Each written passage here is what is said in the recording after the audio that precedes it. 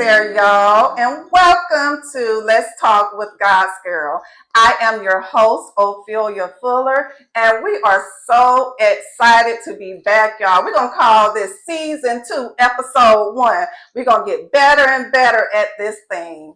But let me tell y'all, ladies, young ladies, we got a good one for you today. And me and y'all can tune in too because, y'all might need a little help too.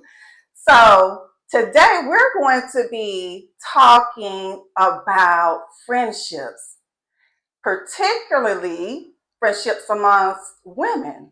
So our topic for today is, what about your girlfriends, okay? And today I have two amazing special women with me.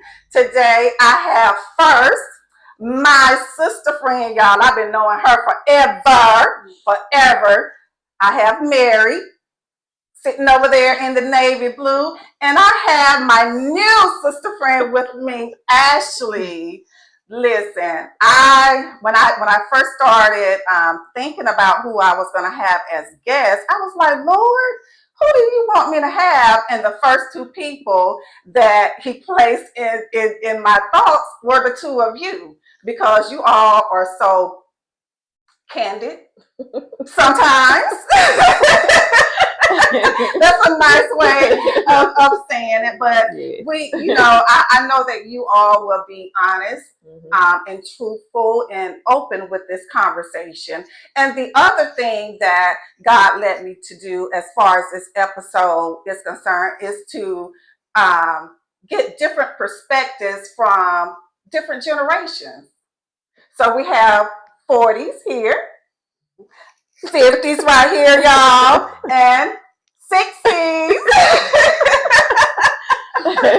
Yeah, so we just wanted to make sure that we represent, women of all generations, all, personalities and those types of things, because everyone experience isn't the same, However, we are trying to reach the same goal, and that is to bring more closeness to women in general, to make sure that we can keep the friendships that we have, keep them in a healthy state, where it won't be toxic. That's the word y'all use now, so I'm going to start off with asking each of you, and I'm going to start with you, Mary. Okay. What is your definition of friendship? Oh, it's really hard to define. It's hard to put into words because now, coming up, my friends that were friends that I look at now, they kind of dwindled off because of the person that I've become. Right. So in friendship, it's the steadfastness. I think you have to be steadfast. I think you have to be loyal.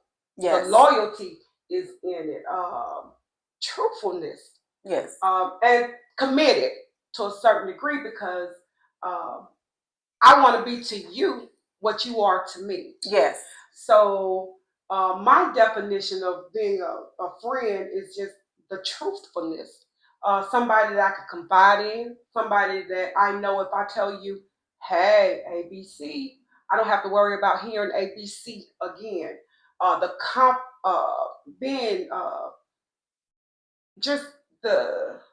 Being my confidant. Right. Just being able to confide in that person and not worrying about it going anywhere else. Just the loyalty. Right. And it looks different today than it did then. Right. And we're going to get to that, but I want to touch on what you just said. I like that you said commitment, because oftentimes we don't realize that friendships are relationships as well. Yes. And just like in a relationship, you have to be committed to that person. Yes. So in a friendship with your friend girl or girlfriend, however you want to say it, you have to be committed to that relationship. As she said, committed to being loyal, committed to being truthful, committed to being honest, committed to being that confident. Yes. So, I like that you use the word commitment. Yes. What about you, Ashley? As she put it, kind of piggyback off, as we grew up, it was like friends were different. It was Yes. like if we had something in common, oh, that's my friend. That's Yes. my girl. That's my friend. But growing up, it changes. Yes. Friendship now looks totally different as when we were growing up. Friendship now is, yeah, we have a common interest, but can we sit down and have a conversation where, hey, sis, nah, you wrong. You didn't do that right. Right. This is what should have been done, and you give me insight on that. I can be my authentic self with you, and I ain't got to pretend who I am. So yeah, it's truthful, it's authenticity, and I can be myself even on the days where it does not look good and I ain't myself, but you're still my friend. You're walking with me, Right. and that's what friendship is now for me. So, back to you, Mary. So, how long, being that friendships have changed because we've gotten older, of course, and I'm sure that you all heard back in the day your mom was telling you or your grandma's telling you they ain't gonna be your friend forever. That's right. Mm-hmm. And they would try to tell, us about certain friends, because they didn't want you, picking up bad habits sometimes. Yeah. So, or should I say, how long did it take you to get to the point to where you understood what they were saying about how to choose your friends and the fact of the matter that these people may not be your friends forever? Absolutely. It took a long time, and actually, I'm still learning.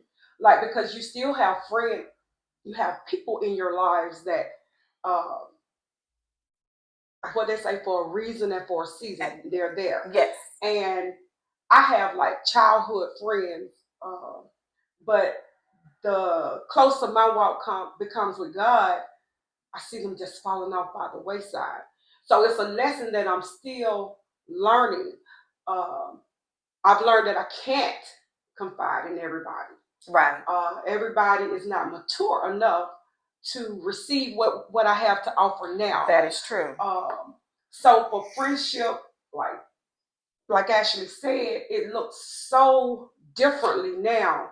I probably can count my friends on one hand. My circle is very, very small, but it's for a reason, because just like you call me Mary, if anybody calls me Tisa, they knew me yesterday. Right. That's somebody that knew me yesterday and they've known me a long time.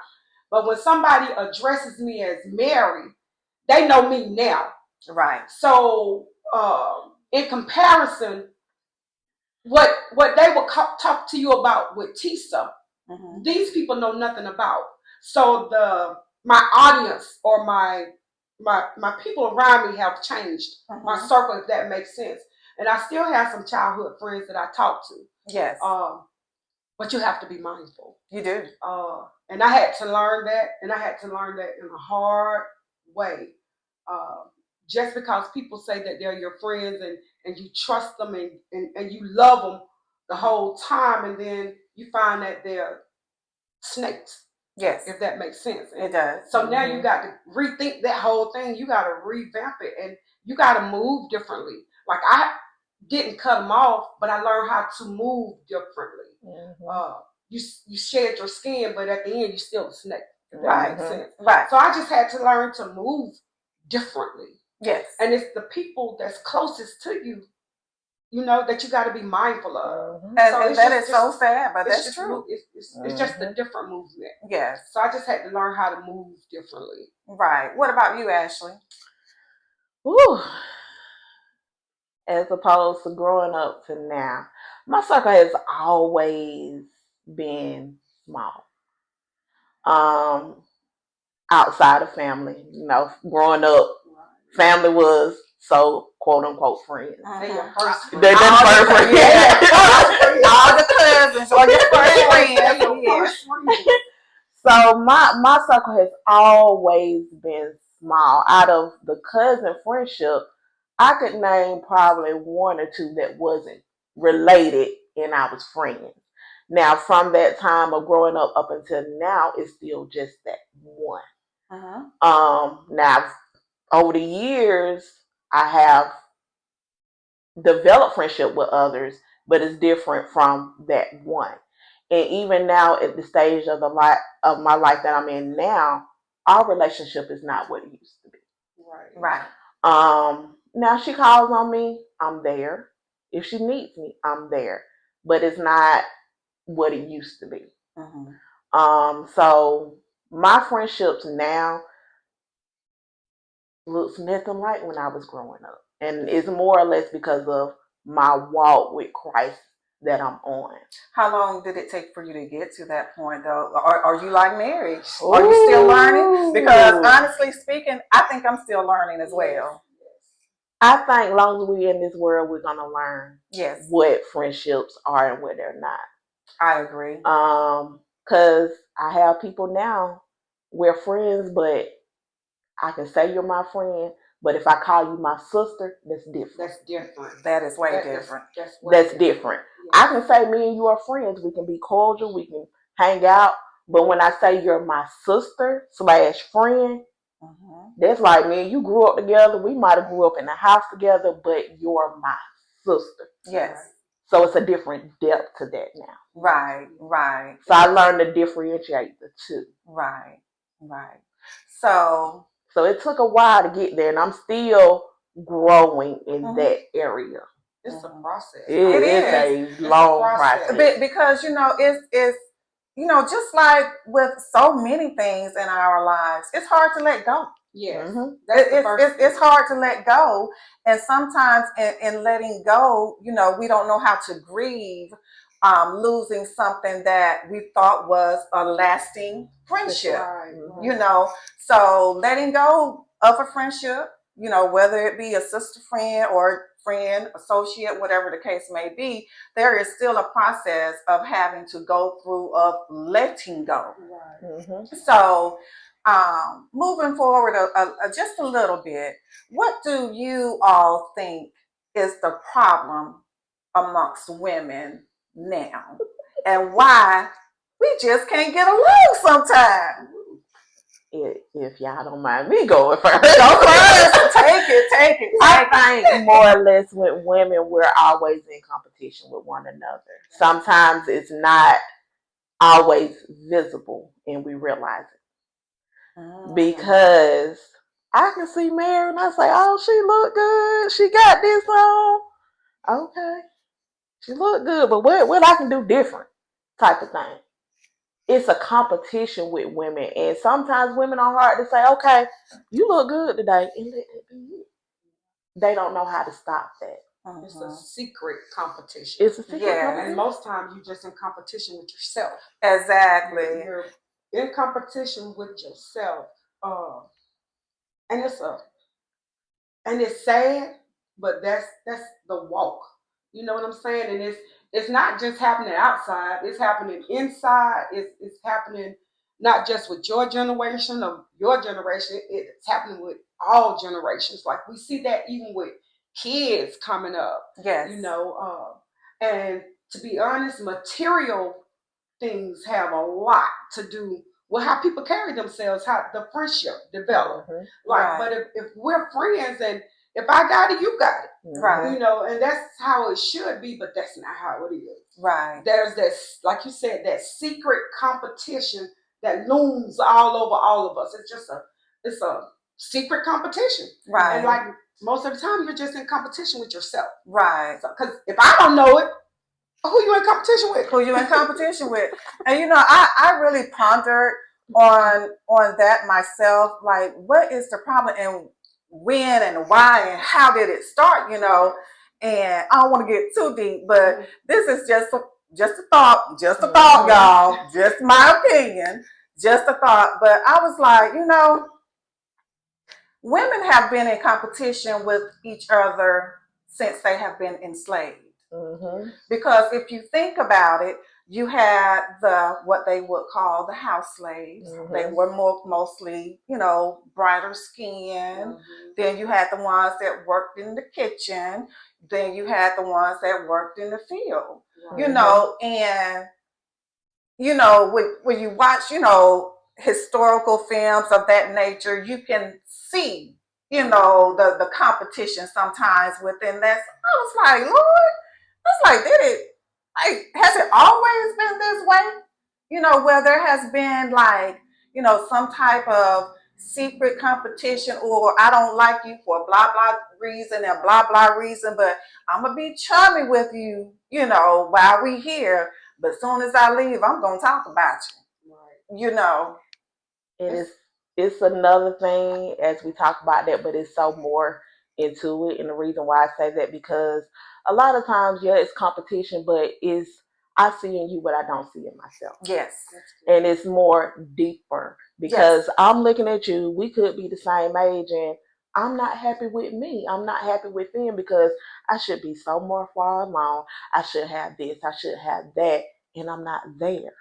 I'm not there. So it makes it hard to have a genuine friendship because I'm not happy with myself. Yes, and I totally agree with that. That's really good, because a lot of times, even with just any type of relationships, but especially with us women, it is a case of that inner work that still needs to be done, because we've either been traumatized some type of way, we've either been not chosen in one manner or another, or we've didn't grow up as fortunate as some, and that has formed some type of hurt and pain within. There are so many factors that do go into that, where the inner work really does need to be done, so that we can cultivate more healthy and meaningful relationships. Also, since you said about the family unit, if you think about it, with us saying that our families are our first friends, it's been a breakdown in the families. With the breakdown in the families, just say, for me, like once my grandmother went on to glory, we kind of separated. So there's not a us or we like we used to be. Right. And we're still close, but it's not like it used to be, because it's been a breakdown in the family. Right. And then once that breakdown occurs, then they think they better than us because they got such and such and such and such. All of us grew up the same, but they think they all that now because X, Y, and Z. But because of the breakdown in the family, it has caused that division in our friendships. Yes. So I think that the breakdowns in the family plays an important part as well. I think so too. And I say that also because, number one, women, we run the families. Absolutely. We absolutely run the families. Men, we know y'all the head. We need y'all to be the head now. We need y'all to continue to be the leaders, but being great leaders. All right? Yeah. But you are our head. Just so you know. We ain't saying we don't need no man, cause we do. Yes, sir. Most definitely. Cause we do. But yes, I mean, but women, we run the household. We run the families. But one thing about it was common within the family, and what's common on the outside within friendships, girl friendships. You have cliques. Absolutely. Oh, yes. And you have cliques in the family too. And sometimes that's where that behavior begins, right there in your family. And you take it outside, and you're spreading it amongst. Just a word. It only takes a word to cause division in friendships. Yes. Because like when I was coming up, we couldn't sit around and listen to grown people talk. That's right. That was a no-no. That's right. You ain't know nothing that was going on in your household. You ain't know nothing because we wasn't allowed to.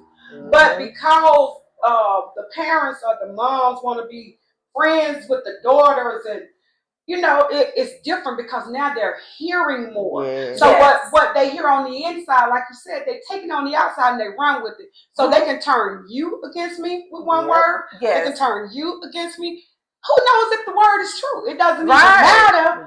But just because you're planting that seed in somebody else's mind and their thoughts, it changes the whole perspective. Yes. So it causes that split with women. don't have to be true. It just have to be said. That's true. That's true. Now, being that you said that, now both of you have daughters. So how do you all talk to your daughters about girlfriends and friendships in that manner? You know, you have a younger daughter and you have an adult daughter. So has your conversation changed with your adult daughter now? Ooh, girl. Well, yeah, because she has a teenage daughter. Yes. So it makes a difference. And I like what I see in her a lot because I'm looking at myself as she's raising her kids. Yes. I see me in her. And a lot of things that I told her, I see her doing it. And it makes a difference. But you have to, it's a very thin line between being a parent and being a friend. Yeah, it is. So you have to know when to parent and when to be a friend. Yeah. And then when we can differentiate between the two, we can work better as that. But with my daughter and I have a very good relationship. But it didn't start like yesterday. It started here. Yes. Like you know, you always tell them the do's and the don'ts. You can't say one thing and do another thing. So that was my thing. I tried to do what I told them or show them the right way instead of just telling them and then letting that be, and then they go out in the street and let the street tell them something differently. So I tried to be that example for her, and I kind of see it. I can see it. Okay. She's doing a good job, but like then and there, you're gonna have rebellion into and it's hard to say, but I only had that with my son.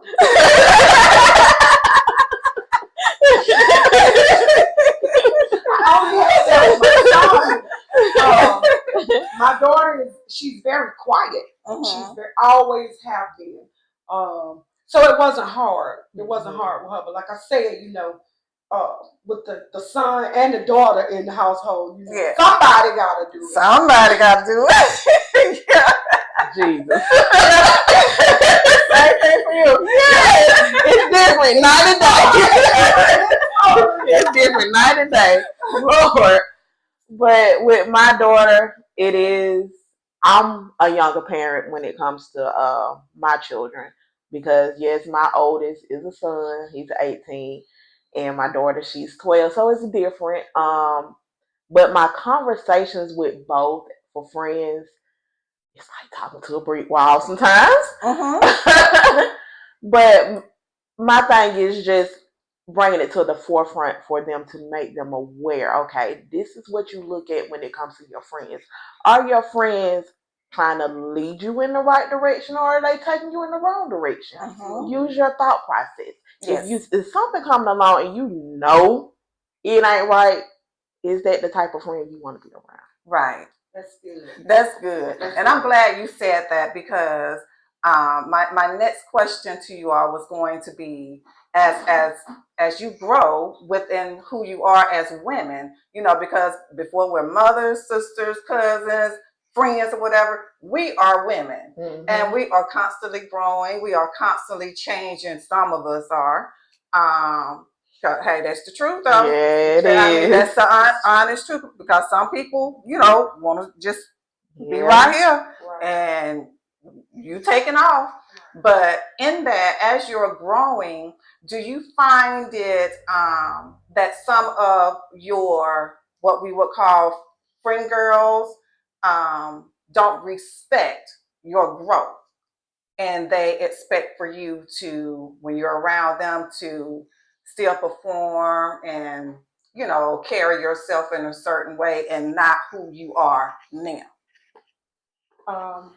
Well, no.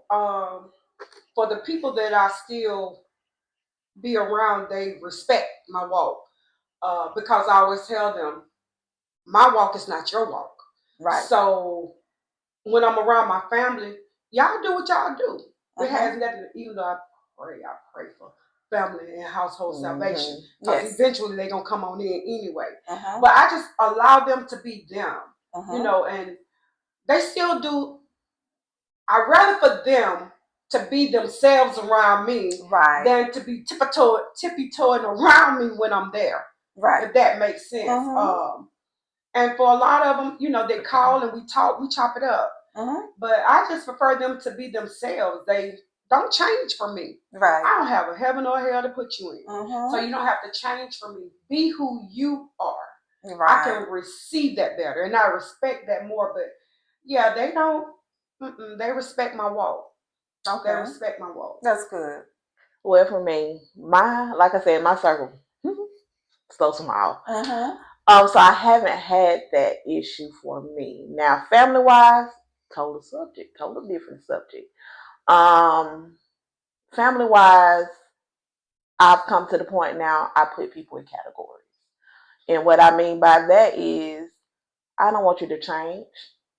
I just want you to be you. Absolutely. Be you so I know how I need to deal with you. Meaning, if you want to drink, that's on you. The Lord took that taste from me. Now, every now and then, will I have me a glass of wine? Yes, I will. You just can't get drunk. I just can't get drunk.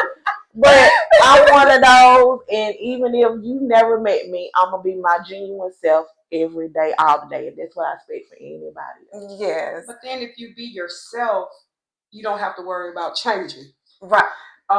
So therefore, always being yourself, you can go sit in the White House with Donald Trump. I don't know who would want to, but you can go sit in the White House, or you can go be a janitor at school. You know what I'm saying? You can be high and your low. Right. It depends on who you are. Right. So if you're always yourself, you ain't got to worry about changing. That's true. So that's what I try to walk in. And no matter what I'm dealing with, like mostly I don't speak on friends because my friend circle is so small. Yes. And most of them are my family. So I can't speak much on friends. I can speak on my family circle friends, if that makes sense. It does. And I just allow them to be who they are. I let them be who they want to be.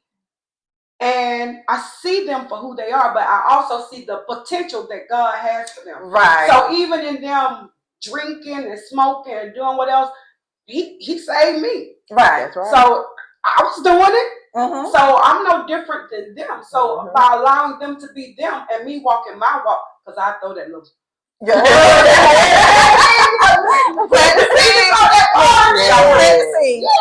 So by allowing them to be who they are, they respect me more, if that makes sense. So the phone calls don't stop because I'm holy and down. You got to be saved. God said this, that, and the third, and the other. I don't do that because I can't force my religion on nobody. That's true. So they'll get it, and that's my prayer for my family. But I don't ever. I'm not speaking on friends because I don't hear it. Right, but you know what? Okay, so let's because you kind of gave a perfect bridge to where I wanted to go next, because and even with talking about families, you know, in that manner, like what do you all think about friend groups?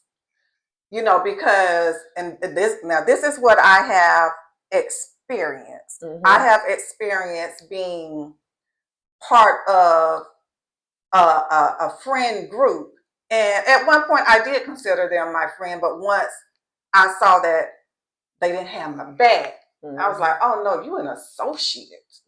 You know, and I think too often, especially these young girls now, they are so quick to call somebody their sis. No, boo, that is your associate. You know, so I think people need to learn how to place people where they are. In the correct category. In the correct category, because everyone isn't your friend. So do you all have different friend groups, or have had in the past different friend groups, and you know, as you have grown, you have understood, you know what, that wasn't a friend, that was just an associate, you know. Right. And then we got to learn to know the difference between the two, an associate and a friend and a sis. You got to know the difference. You do. And then like I said, now when I used to live in Jackson, I had friends, I had girlfriends, but I know with my girlfriends that had my back that would go to war for me, but everything that we did, If we went to the club, we went to the club together. We left together. We did whatever we did together because that's what friends do. You got to watch my back. I watch your back. Oh, I'm leaving. Oh, who you leaving with? You got to know these things. Yes. We go to church together. We prayed together. So that relationship, because one of them passed. So in that relationship, I can pick up my phone now and say, I need X, Y, and Z. And she's like, oh, okay, you got it. You know, no questions asked, because you know, if I'm asking for something, I need it. So even in that, she's my sis. She's my sis, and she's also my friend, but she's also my friend that got my back. Right. I ain't got to worry about it. I ain't got to question it. I ain't got to say, oh, I told her this. Is she gonna go tell anybody? I know it's not going anywhere. So I don't run in cliques, but coming up, you know, you just run with who you thought were your girls. Yes. You run with your girls, and eventually, you know, life starts to change for everybody. So everybody kind of go their own way. They get married, they settle down, jobs, school. So everything kind of changes. But if you're a true friend, when you come together, it's like you never left. Like you never left. That's like right. You never left. And that's the type of friendship that I have with my friend girl in Jackson. Right. It's just like we never left. Yes. And it makes a difference when you got people, and I got people now that I can call and say, hey, I need this done. And they'll do it. Like, they'll do it. No questions asked. So I'd be remiss if I say I don't have people around me that would do that now. Right. Because I do. And I thank God for them, because everybody don't have people that they can call on and they'll just do it. Right. But I have people that I can call on. I'm like, hey, I need 10 gift cards or this, that, and the third. And you know my walk. You want to come with me? You know, that type of a thing. And they, you know, they're willing to come with me. They may not understand what I'm doing, but if you keep coming with me, you'll eventually get it. You're going to get it. Yeah. So, like, we need those type of people to surround us. Yes. We need that in our community. We need to be trustworthy. God assigns people to us, whether or not we want them or not. He assigns them. It's part of our assignment. And you be like, oh, Lord. But in obedience, we have to do it. We do. We have to do it. We do. For me, I'm not a girl group type of person. I'm not. I don't like it, to be honest. But when it comes to friendships and stuff like that, as I have grew in my walk, I learned to seek God first when people come into my life. Because you don't know why.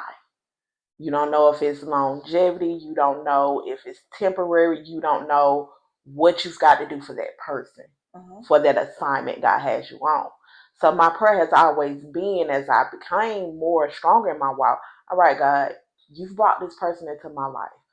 What is it that needs to take place? What is it that I need to be doing? How do I need to operate? How do I need to pour? You show me what I need to do when it comes to this person. Right.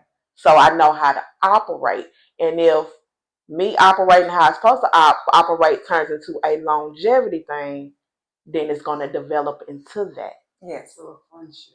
That's good. I with the assignment part, and it's never what it looks like. I just want to say that it's never what it looks like. And even with your discernment of people, even though it may supposed to be longevity, you don't know what's going to happen within that period of time. So you have to seek God's guidance for that. But even in people that randomly, because you got people that randomly pop up. So you have to know how to pray for that discernment. And once God gives you the discernment of that, then you also know how to move. You know, you'll know how to move. He's not going to take you anywhere where he's not going to provide. Right. So he's going to give you that provision of how to deal with people, how to deal with women, how to deal with, I don't meet strangers. And I just like to talk. You know what I'm saying? Right. I'm not afraid of talking to people. A lot of people are afraid to talk to people, but I feel like God got my back.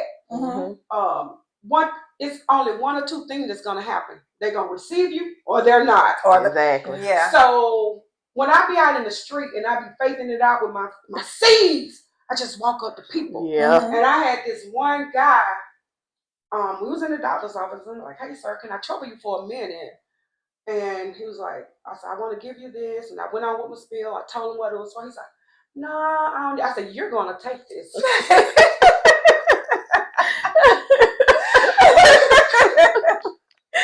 I did. But that was my boldness in Christ because, like I said, they're either going to receive you or they're not. The women, I had no problem with sitting down and talking to the women. It was the men. But once I got through talking to him, he said, I was just going to tell you had on a pretty shirt. So it's all in your deliverance. It's all in your deliverance and your discernment of people. Because we're going to encounter different spirits, different personalities. We're going to encounter all that on our walk.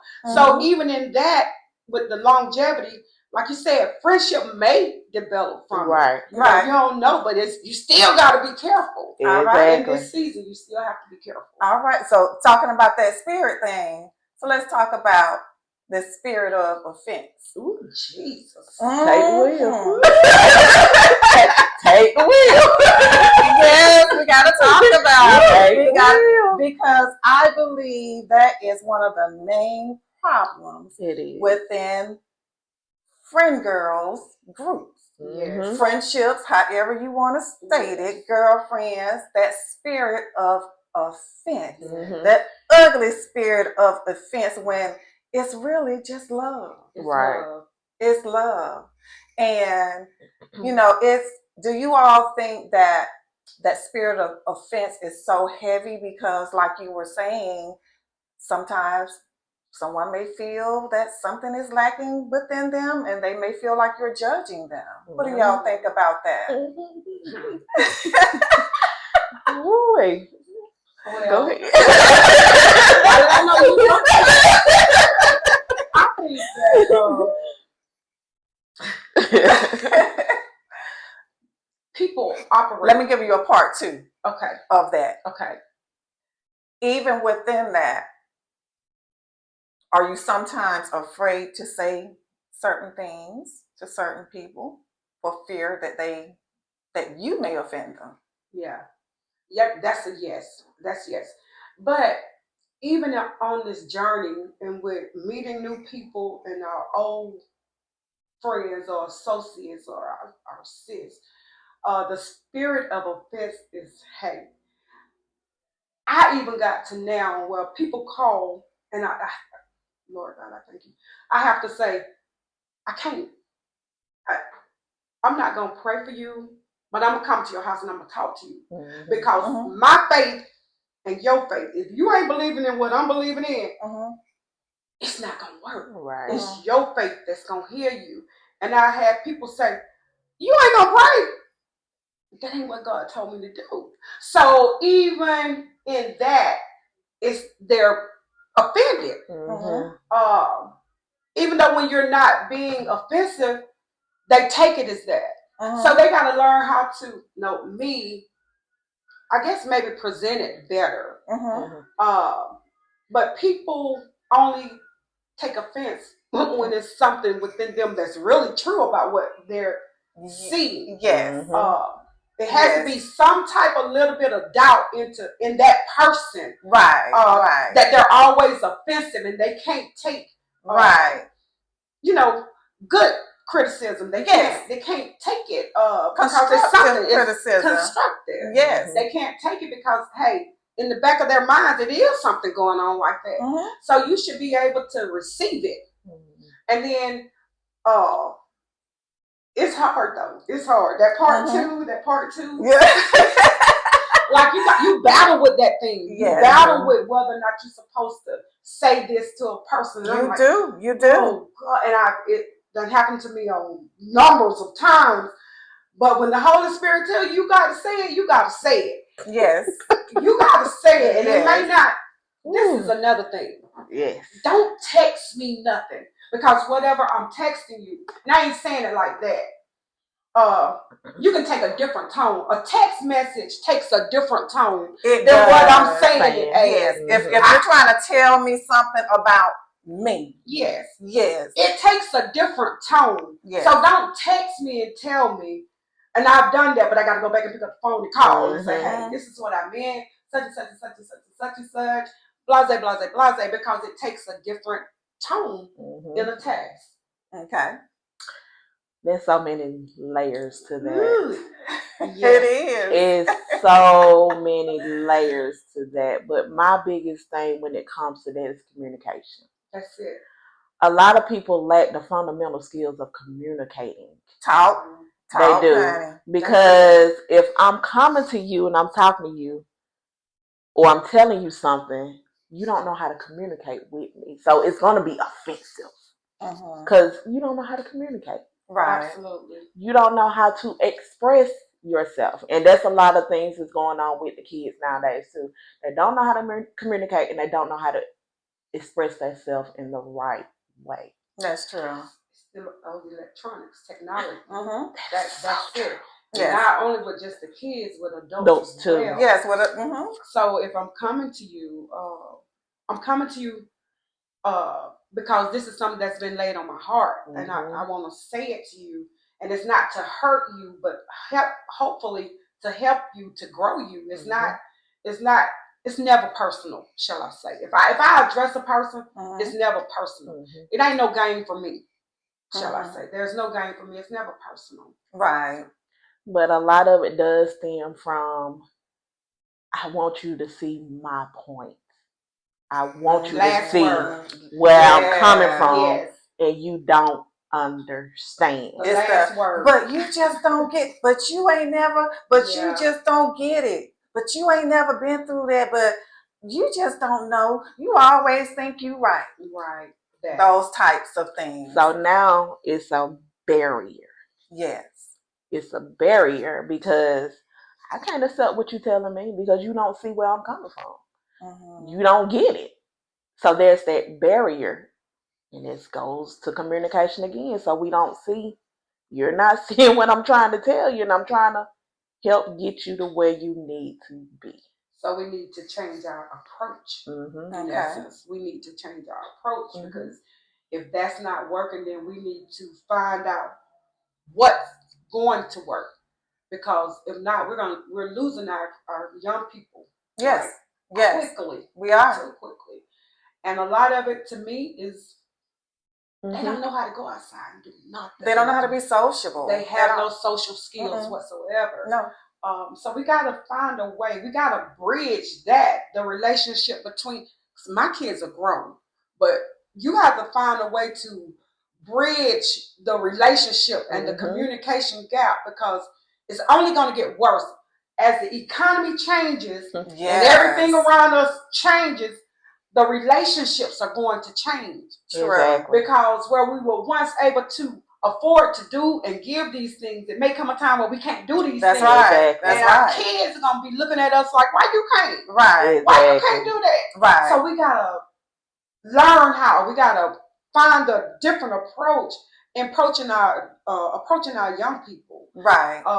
If there's any chance of them being saved, because the world just eating them up. It's sicking them. Every day is something about a child missing or a child being killed or, so we got to, even in the friendships. Yeah, and that's what I was just about to say. Even before we as mothers, as women, as women of God, who all work in ministry, working within the community, within our families, on our jobs, whatever the case may be, it starts with us too, because we have to figure out the correct way, as you said, to approach whatever situation, to approach friendships, to approach girlfriends, to approach whatever, so that may be the start, finding the right approach. Yes. And it all boils down to, this is my thought process when it comes to this.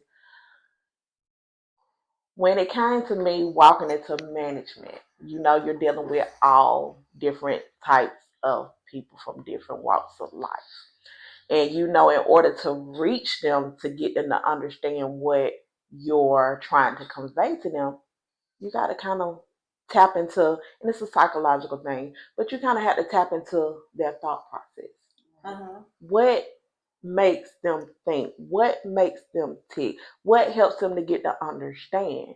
And when you can tap into that, now I know how to reach it. Absolutely. But Right. then you got to realize that everybody is not going to be receptive of the same No. thing.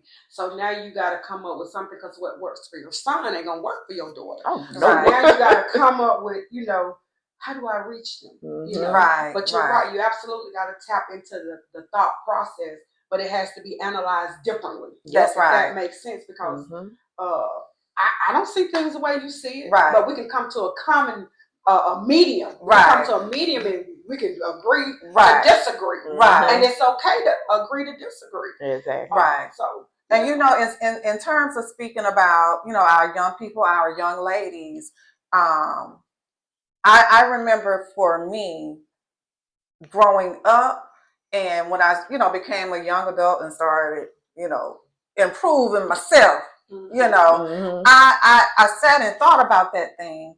And I was like, one day I was like, I wish I had a me when I was younger. Because I didn't have that, because I was like, if I had a me, who I am now, when I was, even in middle school, there's no telling, what decisions I would have made, differently. So I think even in building friendships, girl friendships, those types of things, I think we have to think about the things that we once needed, because some people may still be in that mindset, right. Right. So we do have to, like you all said, I think we are in agreement with that, finding the right approach. Finding the right approach. Because with our girls today, it's more of a competition thing, like you said. It is. But it starts at home. It does. And like we were not equipped per se, because our parents had to work. So you got to get it how you know it. Get it out the mud. We choosing the wrong friends, but hey, because they ain't got time to sit down and tell us what we need to do. But thank God that now, we have a little bit more time, so we can change that a little bit. But we got to be able to save our youth. Like their friendships matter. Their friendships matter. And if something, whatever is going on at home, I always tell my parents, because I work with kids, I know what's going on in your house, because they come and tell me. You have to don't tell your parents' business. So of course, Daddy beat mommy up. I'm going to get the worst relationships in front. I'm gonna start hanging around these types of people. Yes, this is what I see going on at home. Oh, I can't get them shoes because mommy can't buy them. So hey, I'm going to join this group of people because hey, they love me and they can get that for me. Right. So it stems from the inside. Right. So if we can just find a way to bridge that, we may be on to something. Yeah, working on that inner work. This is the second time the spirit done hit me. We bleed. We bleed on people. We bleed. We do. We do. That's even down to parents. I've always been one of those parents. When I started having kids, I just wanted to make sure I put my children in an environment where they can thrive. And a lot of parents don't think about that because they think about I. You got children raising children. They don't know how to. They don't. They don't know how to, because now we got children raising children. You got 11-year-olds having babies. Yes. What can they teach us? The great grandmama in the club, the grandmama in the club, the mama in the club, who at home with the baby, the child and the baby. Yeah. So it's just it's a cycle. It is. So we gotta find out how to work with that cycle and break those generational curses, because as long as my friend having a baby, oh, that's cute. Right. We're gonna make this pact. Yeah. And we all gonna have babies. Yeah. So that's that click. But that's the only thing they see. So that's the only thing they know. That's and to them, it's right. Right. It's right. So yeah, we got to. Yeah. And let them know that being clicked up ain't always right.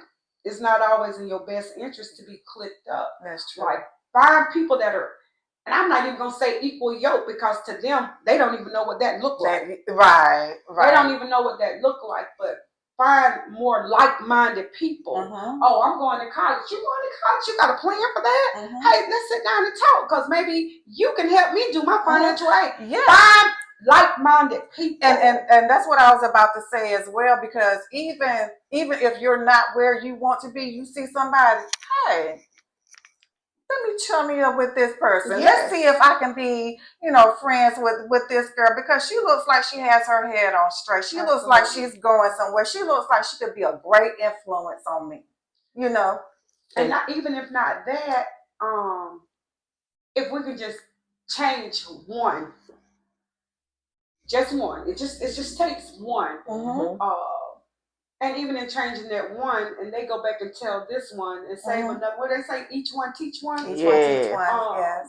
I think we'll be on to something. We'll be on to something. I think so too. It's okay to not have it all together, because we don't have it all together all the time. And I'm like, people look at you like you just got it all together, but I want to say, girl, you if you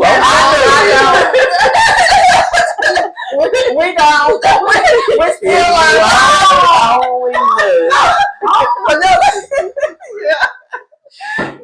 But that all goes to making sure you put yourself in spaces and places where you can grow. Yes. Okay. Putting yourself, and I've always been that way. I've never been one that really just like to hang around people my age, to be honest. I've always liked to be in the room and be around people where they're older than me. I'm one of those. I like to be around the old heads. Forgive me. But I'm sorry. What are you trying to say? I don't look. That's it. But really, I love to be around people where I know they have experienced life. I know they done went through some things, and I can grow from that. Yes. I can grow from that. Right. So I like to be around people where I'm in those rooms. I can pick up off of your wisdom. I can pick up off of your wisdom. Hey, I can learn some stuff. Absolutely. Yeah. Definitely not what to do. If we can't teach you anything, not tell you Yes. Well, ladies, we are going to end on that note. We definitely have to do a part 2, because we could keep going all day. We're just getting warmed up. Like literally, we are just getting warmed up. But I thank you all. Thank you. So much. This has been so good. I knew it was gonna be so good. It has been so wonderful. So y'all be ready for part 2. Always ready. And y'all be ready for part 2. So yeah. This was great. I pray that y'all have learned something, taken away something from this episode. Again, this is Let's Talk with your host, Ophelia Fuller. I am God's Girl, and we thank you for tuning in. Please like, share, comment, and subscribe. And hopefully we can get the information for our Cash App added at the end, because this is a nonprofit organization, God's Girls Ministries Incorporated. So we always want to make sure that you all are aware that we do work within the community. We just don't do breast cancer awareness month. That's how it started. But we help families during the Christmas time, Thanksgiving, just throughout the year for school. So just make sure, if you have, I don't care if it's $1, I don't care if it's a nickel. Thank you. Yes. Thank you. Thank you in advance for supporting us. Please continue to support us in any way that you can, even if it's just sharing this video. We thank you so much. I thank you, ladies. And part 2 coming, y'all. It'll be out soon. That's it. That's all. Love and light to you all. I am God's Girl.